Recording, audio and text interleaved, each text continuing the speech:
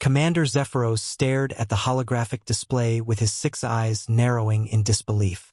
The message had arrived 3 rotations ago, transmitted across 17 star systems to reach the Galactic Empire's central command station orbiting Proxima Centauri.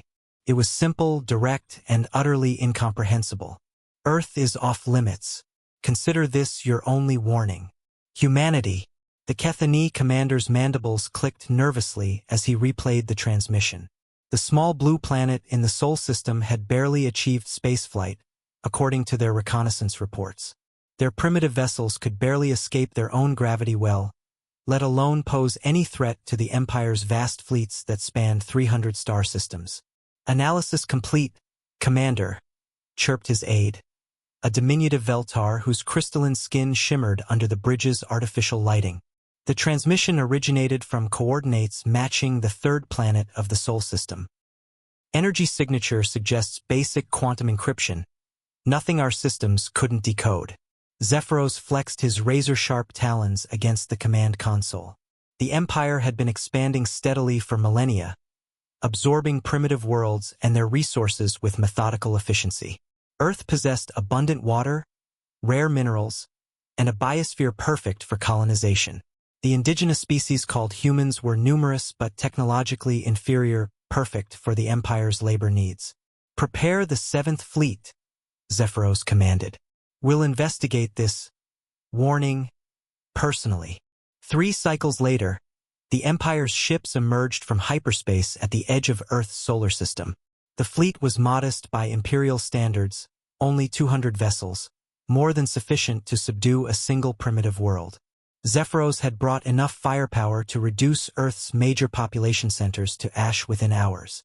But something was wrong. Commander, his navigation officer called out, voice trembling with uncertainty. We're detecting massive gravitational anomalies throughout the system. The main display flickered to life, revealing a sight that defied all Imperial understanding of physics. Massive structures, geometric and impossibly complex, hovered in perfect formation around Earth. They weren't ships. They were something far more advanced, constructed from materials that seemed to bend light itself around their surfaces. Sir, the communications officer reported, we're receiving another transmission from the planet's surface. A human face appeared on screen, unremarkable by Imperial standards, with pale skin and brown hair. But the being's eyes held a depth of knowledge that made Zephyros's combat-hardened nerves falter. Welcome to our solar system, the human said calmly. I am Dr. Sarachun, speaking on behalf of the Terran Defense Initiative. You were warned that Earth is off limits. Zephyros activated his translator and leaned forward. Primitive being, your world possesses resources the Empire requires.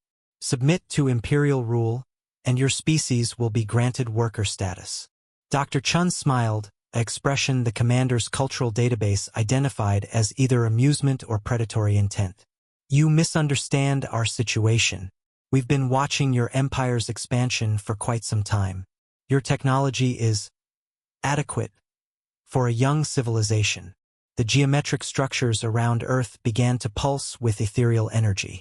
Suddenly, every Imperial vessel found their weapon systems offline, their engines dead, their life support functioning only at the most basic level. How? Zephyros whispered. Humanity has friends, Dr. Chun replied. Very old friends who've been waiting for us to mature enough to join the real galactic community. The empire you represent is considered a temporary nuisance by the architects, beings who shaped galaxies when your homeworld was still molten rock.